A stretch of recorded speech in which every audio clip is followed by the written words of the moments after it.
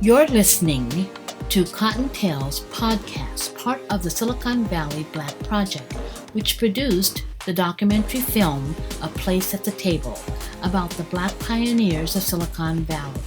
A Place at the Table can be viewed for rent on Vimeo.com on demand /A Place at the Table STEM. Through Cottontail's podcast, the Silicon Valley Black Project will continue to recognize the contributions made by African Americans. We will be featuring African American professionals, technologists in the fields of engineering, administration, and entrepreneurial pursuits from the past and present. Today, we're talking to Joyce Gordon, owner and founder of the Joyce Gordon Gallery in downtown Oakland, California. Miss Gordon began her career in the field of beauty with a unique hair salon that reflected her love of art, design, and her astute business skills. She has operated her art gallery for over 18 years and has added a photo gallery and framing shop. How are things, Miss Gordon? Well, the gallery is still here. Okay. We're not doing any events or activities or anything like that. There were a few people coming in before they shut it down the last time. So we're just kind of here enjoying the artwork ourselves. Yeah. Have you got an online presence where you can sell online? Actually, we did a virtual gallery. So we're getting ready to set it up now for all of because we are changing exhibits every 2 months. And so we're setting it up where we'll have the virtual gallery tour, and then we will have artist talks where you can tune in and talk to the artists and they'll answer questions. And yeah, so we're kind of trying to get that together and also work on my website because this is just not that good. But it's I think it's kind of important right now to that together. Just a little bit, yeah. And we're set up, people can come in for appointments on Sundays or whatever day. But we're really here Thursday, Friday, and Saturday from 1 till 6. And you're located where now? Well, we are still here at 406 14th Street, downtown Oakland, block over from City Hall, block from the 12th Street BART station. So we're still here. And We've been here. Joyce Gordon Gallery, or has it changed its name or anything like that? Or? No, no one has changed my name, so there it is. There it is. Still Joyce Gordon Gallery. Yeah. So yeah, we're still here. 18 years, Kathy. In March, it will be 18 years. What a journey! Can you believe that? No. Oh my! I don't either. Are you sure? Yeah. Well, you're not supposed to exist. You know that, don't you? That's right. Yeah, I was supposed to have been gone 2 days after I opened, or 2 weeks. Exactly. And here you are. However, 2 years after I opened, I was like, well, this was not a part of the plan. This is not going, okay, give it a little more time. Yeah. 10 years later. So, so here, 18 years later, I'm glad that I'm really glad that I'm still here. And, Yeah. Oh, and since I've been here, I think the last 4 years ago, I started a nonprofit. So we do this event every year, and we did this year. On the summer, it's called Oh Yay, Oakland Youth Art Explosion. So we have a stage, we take over the street downtown, and we have different young jazz musicians play, and we have dance groups perform. We have martial arts. We have spoken word. I tried to think of everything that young people are doing and enjoy doing. And all of the vendors are young people. And when I say young people, I'm saying from middle school to age 25. So they sell their artwork. I mean, they design tennis shoes, they do comic books, paintings, drawings, whatever they're doing. So it's for them. And then we have organizations that work with you to vend also. So that's kind of fun. And it usually opens on a Saturday. That Friday night we have a art exhibit in the gallery with all of these little people, all of these young people, and it's set up, curated just like the professional artists, and that's nice. So, and then that's a one big thing we do, and we do one big fundraiser in December, and that is a holiday jazz concert. And we have these jazz groups play. We had a couple of dancers a couple of years, and we raised money to buy jackets for foster youth and underserved youth in the community. So there's something really nice about young people raising money for young people. Right. You know, they learn at an early age to reach out and take care of their sisters and brothers, you know? So, and eventually we'll set up workshops in the gallery where the youth could come in and work with artists and that kind of thing. So I'm really excited about that. That sounds exciting, Joyce. You just haven't let any grass grow under your feet, have you? Child, no, I got to keep it moving. If I stop, I might be planted there for a while. I doubt it. I doubt it. Well, you know, I want people to know who Joyce Gordon is. So tell me a little bit about your family, your siblings, and your beginnings. Well, Joyce Gordon is in the, I guess Jeffrey keeps saying, Joyce, you know, we're in the third quarter. I think I'm approaching the fourth quarter. But anyway, I grew up in Berkeley, was born in a little country town in Louisiana called Zachary, in a house that my father built. Isn't that neat? Yes. Yeah. Very much. And, you know, we moved to California, I guess, when I was 6 years old. My father came out here to work the shipyards 100 years ago. And we lived in, I remember when we first moved here, we lived in, I don't even know the name of it, but it was in West Oakland. It was, you go across this little bridge, and there were, what do you call them? Projects. Yeah, Navy housing or military housing. Navy, yeah. And we could run down to the water because the ships would be coming in. And our classroom was this little portable. So I guess we were there for about 6 months or something like that. And oftentimes I would ask my mother, where was that? Oh, Joyce, I don't know. And I'd ask my aunt, well, Aunt Selena, where did we live? Oh, Joyce, I don't remember. I said, you know, they know. They don't want to remember. Want to remember. And from there, we moved to, at the time it was called Cordnices Village. Eventually, they became University Village, and students and faculty from UC Berkeley lived there. But I guess we lived there. I remember my address. It was 1141 9th Street, Apartment A, across the street from the Rec. Yeah. You know, we had to know our addresses back then. If we got lost, you had to know your address. Right, because there was no cell phone to call somebody, right? You had to know and you had to know your phone number if you had a phone, at least right. Your neighbor's number. Right, yeah. And so from there, then my father bought a house in Berkeley, and we lived there. And then we moved to a larger house he bought in Berkeley, and that's where I grew up with 7 brothers and 1 sister. So I've never really kind of got into the women's lib and that kind of thing because I've always grown up as a little princess, and I like that.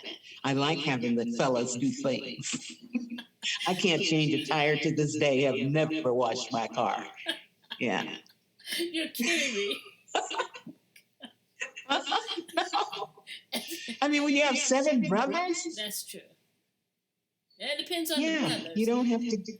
It's just that my brothers would make me learn. Well, they would teach me, so you can, so I don't have to do this again. They tell me. yeah, no. Well, see, maybe you didn't have enough brothers because if this one didn't cooperate, then the other one would, and then they get the word from my father. Okay. Yeah. Take care of your sister. So, yeah, so that's where I grew up. Did you go to Berkeley High? Of course. Again, I went to Berkeley High. However, I didn't want to go to Berkeley High because one year we cut class and went to the football game at McClymonds. And I thought I had died and went to heaven. It was just wonderful. Oh, all those black people and the football game and all those guys. Oh, it was just wonderful. But my father wasn't having it, so I had to stay at Berkeley High. I also wanted to go to Castleman. Because Castleman had all the cute guys. I mean, they were just so fine brothers at Castleman. I mean, they were, you always think it's better on the other side. There was some always greener, yes. Yeah, there were some cool guys at Berkeley High. But yeah, I went to Berkeley High and grew up in Berkeley, to Berkeley High. And then I went to Merritt College. It was called Grove Street College. Well, they called it Grove Street College. But I spent most of my time, and it was called Joe Ethel's, this little hamburger place across the street. Everybody go and play cards and that kind of thing. And then at some point, can't remember. Oh, I had this little boyfriend who was a barber, and so I went to beauty school. We were gonna get married and open a beauty barber shop and that kind of thing. Well, there's always those stray women that come in and just take over your man. Yeah, there they are. So that was the end of that. So after beauty school, I did hair for years, and then I opened I think it was in 1980. Wow. I did this. I was married by then, and my husband at the time and I opened this. Published a hairstyling book for women of color, because every time a woman comes into the salon, they're looking through the hairstyling books, and there were none for us. So we did that in 1980, and then I opened my first salon in Berkeley. And that was awesome. That was just great, because we'd have poetry readings in the gallery. We had art exhibits in the gallery. I had a masseuse that would come from Marin and do massages. And then I noticed that a lot of women, when they would come into the salon, they kick their shoes off. And so I had this guy to come in and do foot massage. We had it going on. And it was in a little cottage. And we had a fireplace. It was a 1-bedroom cottage, and the living room was the styling room. And then there was a big closet off from that was a little boutique. And then the bedroom was the shampoo area and the massage area. And what would have been the little kitchen and dining area was for the manicures and that kind of thing. It was fabulous. You were an entrepreneur from the get-go, girl. Yeah, and we used to have garden parties and have this harpist would play in the garden and have it catered. My brother was a fabulous caterer. We would just sit around and chit-chat and look lovely. We'd have I've always had access to all these fabulous women. So we would have a fashion show, and used to do a lot of hair shows and that kind of thing, and traveled across country, actually working for this company using their product and demonstrating different haircuts and hairstyles and that kind of thing. But I've never, ever been a talker, so I would not talk. But I would just whip. Now, Kathy, I can whip some hair, girl. Honey, And I would just do all of these really fabulous hairstyles and haircuts. And he said, my boss said, Joyce, you got to talk. And I said, well, I just can't. He says, you really got. He says, well, when I had the interview with you, you talked. I said, because I wanted the job. But, I just can't do that. So I remember one Sunday at a show in LA, at a break, and I went into the lobby, and these young ladies are out there talking. I said, come sit in the front row and ask me questions so I can talk. And so they said, okay. And so they sat in the front row and they asked me, I don't even remember what it was, but I knelt down and I said, girl, I didn't tell you to ask me that. Don't ask me that. So my boss eventually hired someone to talk for me. They would talk while I would do my thing. So I did that for some years. And at the time, I would go to museums and art galleries. I've always loved art. But see, before I opened the first salon, I went to art school in Berkeley. I dropped out, 'cause I was that kind of person. And but I still love art. And then if you're growing up with boys and they're all watching sports and that kind of thing, then I spent a lot of time in my room sketching and writing poetry. So, fast forward, working for the company and traveling around and all of that. And then I decided, it was at that time, I decided that I didn't want to travel. I didn't want to do that anymore. When I travel, I wanted to travel for leisure. I didn't want to travel to work. So I quit, and I was still at my salon. And then I decided, this is, years later, that I wanted to open a gallery. And so I started looking around for spaces. And at the time, I thought I wanted to be in Jack London, close to Yoshi's, because my thinking was people that appreciate jazz appreciate art. Well, couldn't get a space down there because they wanted chain restaurants or something like that. So my kid, at this time, they were living in Atlanta. So I went to Atlanta and I found a space there. So I was going to move there. And when I got back, a friend worked around the corner on Broadway and asked me, well, Joyce, have you seen that space Jeffrey has for rent? I said, what space? And so I came around here and oh God, it was just, that's a whole nother story. And so meanwhile, this other guy, he was a professor at UC Berkeley from England. And I asked him to come and look at the space and see what he thought. Oh, girl, you can do this. Oh, yes, girl, you should do this. And so I did it. There it is. Yeah. So it's like, well, now what do you do? Now that you got this big hole in the wall. And, I didn't really know anything about how you run a gallery. And growing up in Berkeley, I was always around a lot of artists and knew a lot of artists. That you just hang this work up and people just come in and buy it. Mm-hmm. Wrong. And sometime before then, I went to a design school in Berkeley and I met this young lady who became my little sister.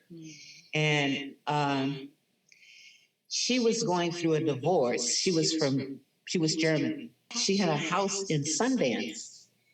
And so and there was another German girl. So it was just the three of us. We were really, really, really tight. And she came to class one day and she says, oh, Joyce, I got the divorce. Let's celebrate. And I said, oh, okay. And so she says, let's go to Sundance. And I said, wow, okay.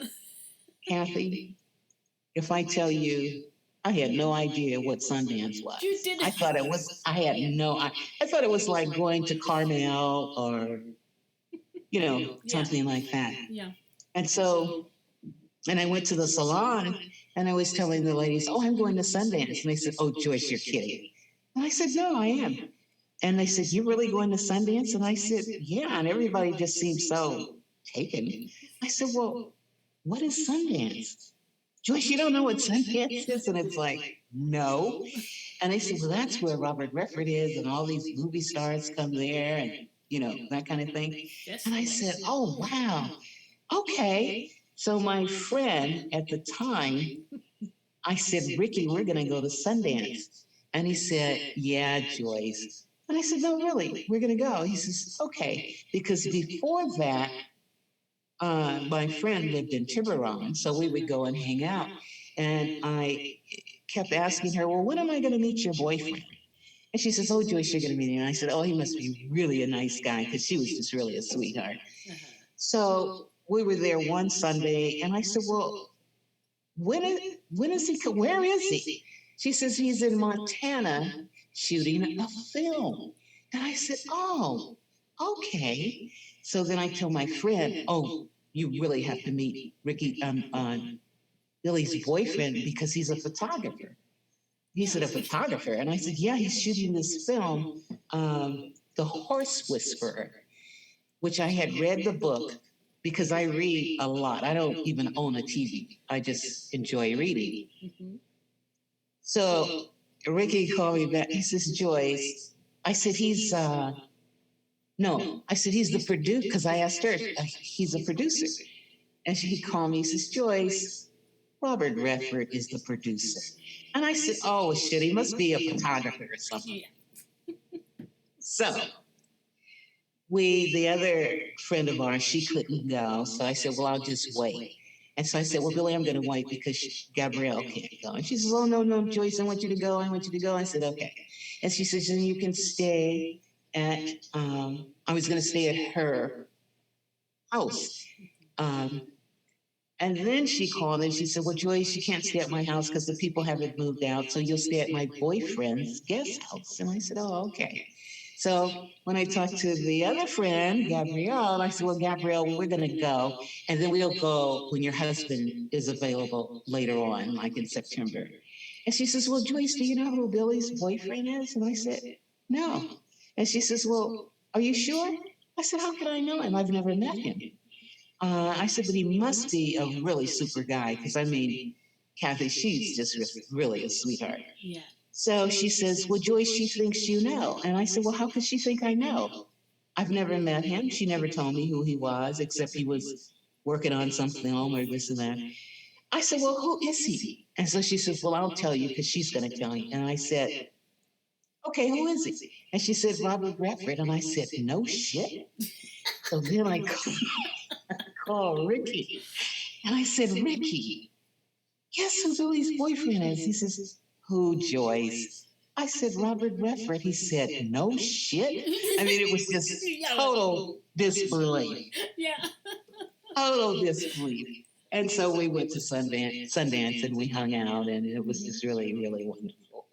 Yeah, so fast forward, when I opened the gallery, Jeffrey says, Joyce, do you have your press release?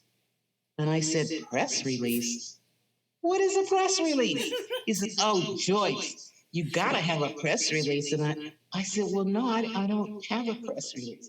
So then I called Billy and I said, Billy, Jeffrey says, asked me if I had a press release, and I had to have a press release. I don't even know what a press release is. And she says, oh, Joyce. And so Robert Redford had his secretary write my press release. Cool. That's cool. You just fall into stuff, and you don't even know where you're falling. Yeah, so that was really. I remember when you were doing my hair, and you were still trying to get your gallery off the ground. And you told me that you were hanging out with Billy and her boyfriend. And what a nice person he was, and on and on. And I don't know. Finally, you just mentioned that it was Robert Redford, and I'm like, oh, there she go again, making up stuff. It's like I really almost was bad as you, thinking maybe she doesn't know who he is, because you weren't. Most people when they meet a movie star, they gush, they brag about it. But you were like, it's Robert Redford. He's a really nice guy. The one thing that I really appreciated, and I just put you up on a pedestal, when you said that you guys were sitting around and Robert said, hey, Joyce, why don't you cut my hair? And you told him, no, Robert, I'm not that kind of friend, or we're not. I don't want to be your stylist. There you go. Yeah. I'm your friend. I'm your friend. And I thought, Yeah. that's a cool answer. I mean, I most don't know people if that was cool or not. I could be in Hollywood now doing somebody's hair. doing somebody's. No, I think he respected you for that. I would.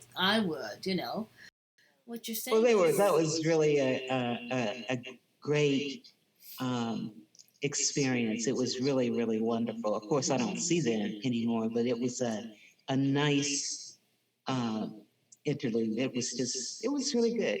We had some Did great. he help you with the gallery at all? Well, I didn't know what to ask for. Oh, Um, and, I would never ask for a check no. because money can just go so far. So I couldn't think. And then I thought, oh, I know. I want to do an art exhibit at Sundance during the film festival. That's what I want. Mhm. Bam. And that's what happened. Fabulous. So I took three artists from here and we went to Sundance and we had an exhibit in the gallery there. It was wonderful. Yeah. Uh-huh. So yeah, that was that was um, that was really good. And then Billy's an artist, and she had a couple of exhibits here at the gallery. So I met a lot of interesting people. But if you don't know what you don't know, they're just great people. Yes. I don't know. You know, so that's how that was. But Yeah. don't you think that's the best way to meet people?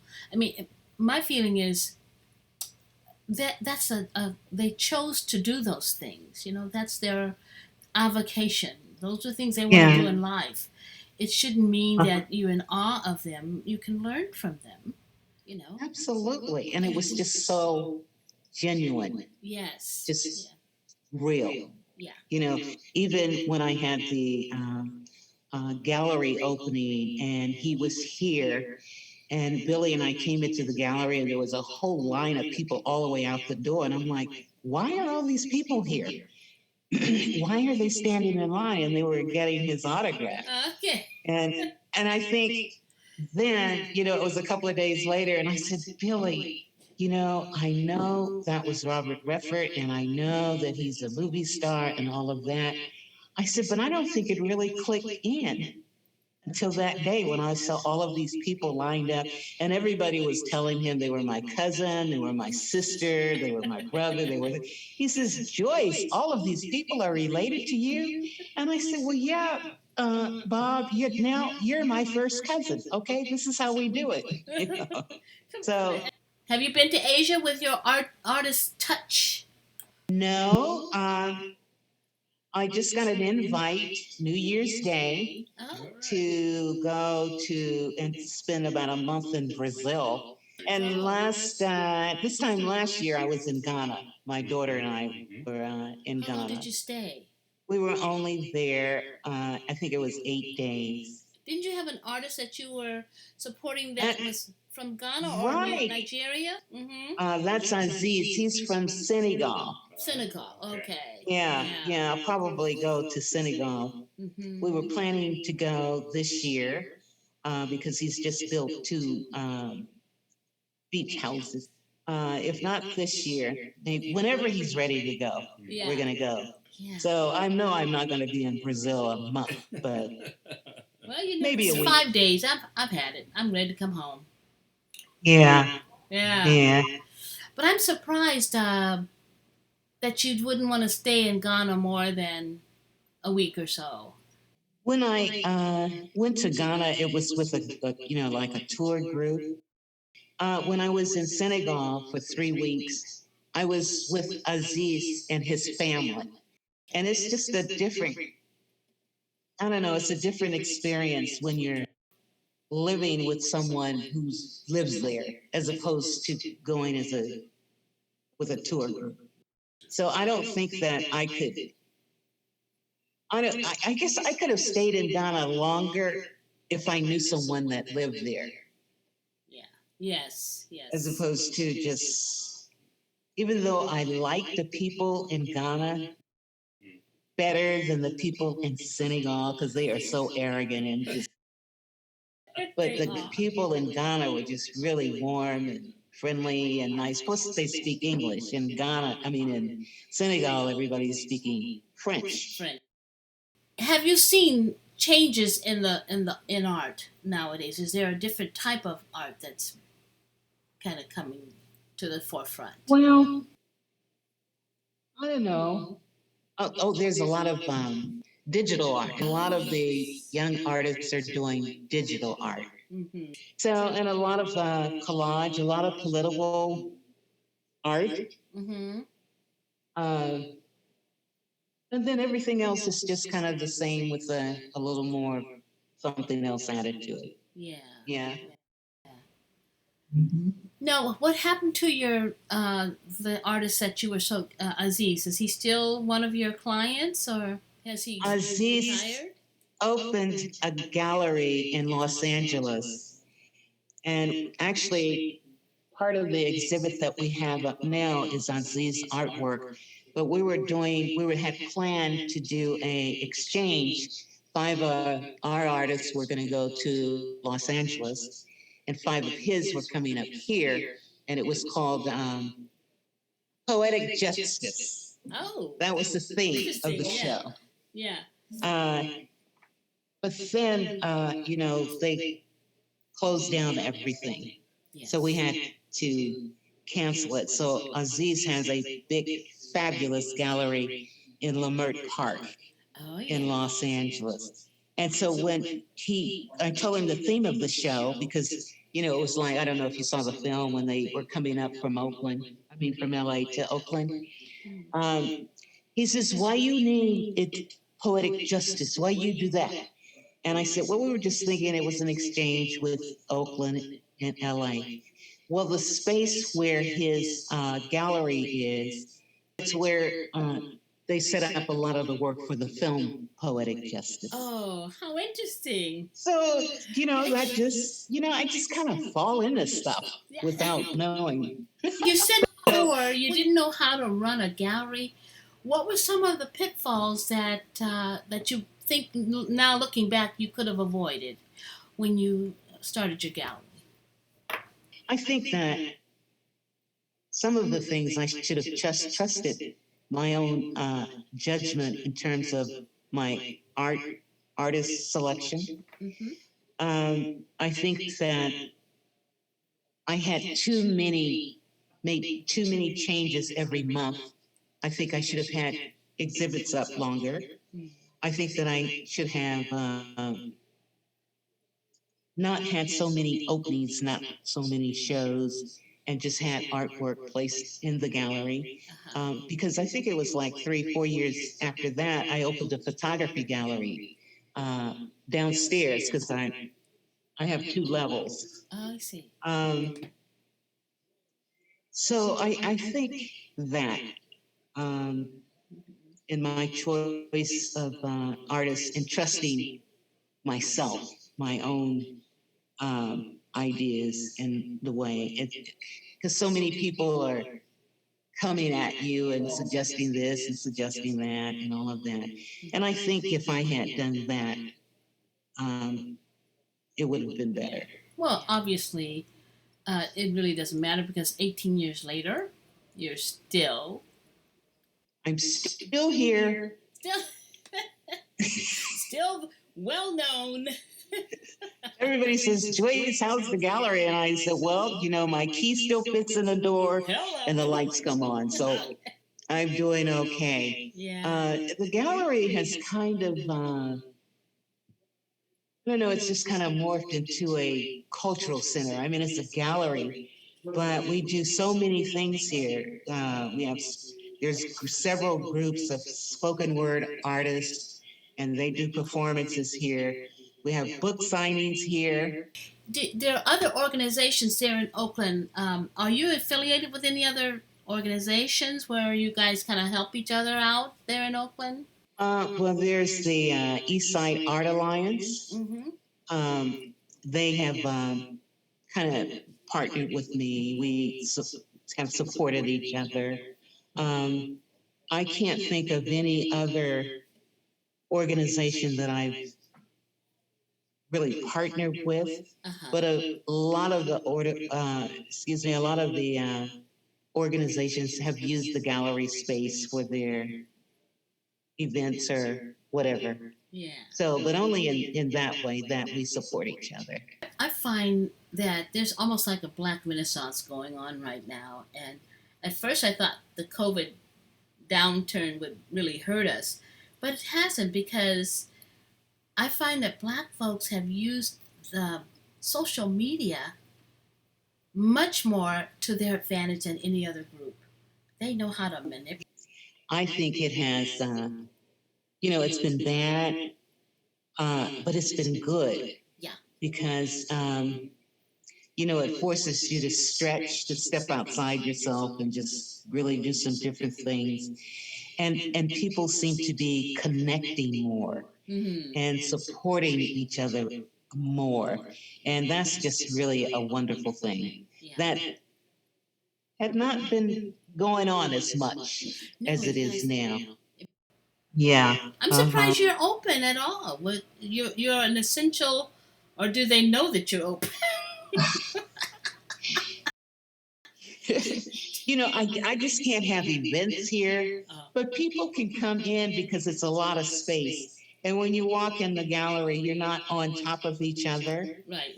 And then the framing is open because it's just him and his assistant down there. Okay. So, and you're standing, we worked it out. We're creative. Right. We're creative black folks. Okay? Yes, indeed. Yes, indeed. Well, Joyce, I tell you, I've always admired you. I've always thought the world of you. I just think, here's a woman, and she just does it. She's not asking permission. She just does this thing. Because I'm sure people probably said, why you open up a gallery? Oh, Kathy. They thought I had lost my mind. And do you remember Rasay? Yes. Oh, Rasay thought I was just crazy. Everybody thought I was just, she don't know what she's doing. She's gonna lose all of her money. She's gonna lose her house. She's gonna lose everything. Yeah. And it was like, Joyce, what if you open and then in 3 months you close? And I said, well, it just means that that's how long it was supposed to be, 3 months. But at least I did it. Yes. Yeah. I just believe that you do whatever it is that you imagine or think that you want to do. Right. Do it. And then my father used to tell me there was no such thing as can't. So somewhere that kind of stuck in my brain. But along the way, when you're doing stuff, you need to kind of plan it out, which I didn't do, So, it's a lot I did not do. Well, who did you know had another gallery that you could have gone to and asked these things? Listen, I knew 2 people that had a gallery, but people don't want to give you information. Well, Joyce, why should I tell you this? Because then you'll just go open up another gallery. Well, yeah, that's the plan. So, so you're almost kind of out there on your own, Okay. But then different people, when you have faith and you believe, God just places the right people along your way, Absolutely. to help you to the next level or the next step or whatever. And then I don't move through this life in fear. Good. Yeah. There you go. Yeah. I'm just that kind of whatever that. Just that kind of gal, huh? Just that kind of gal, that country gal. There you go. We came this far, Right. without too much trouble. No, yeah, I feel that way too. I really do. Because I found after I made that film, I met the most interesting people, and it usually was right after they saw the film. They'd say, "You did that?" Yeah. That was me. Yeah. Yeah. And really, I feel these podcasts are kind of the same thing. I saw a ad for it. It said to set you up and all the equipment you needed for podcasts. It's like, I don't have none of that stuff.